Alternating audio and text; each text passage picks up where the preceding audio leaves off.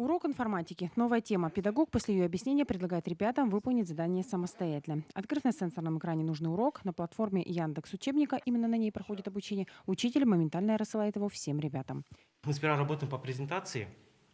После прохождения презентации мы работаем в рабочей тетради.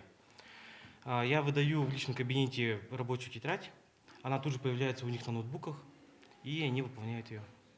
Благодаря этой программе учитель информатики полностью отслеживает ход действий своих учеников. Какое время они затратили на ответ, сколько сделали попыток для ответа на вопрос. После того, как ученик закончил работу, на большой экран выходит полный отчет по заданной теме, по которому педагог тут же выставляет оценку. Ребята довольны новым форматом проведения урока.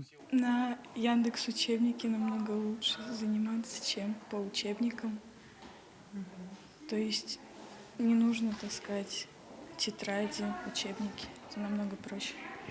И дома можно, если даже нет ноутбука, можно просто через телефон зайти и сделать домашнее задание.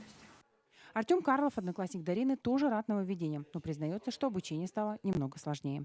Мне, в принципе, нравится Яндекс Учебник, но все равно есть какая-то такая сложность. Где-то списать сложнее, где-то так. Но, в принципе, это лучше, чем... Это новый формат, и он удобнее.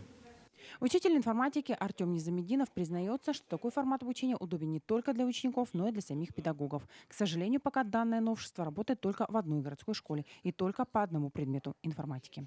Светлана Болеева, Александр Ильчук, Ленск.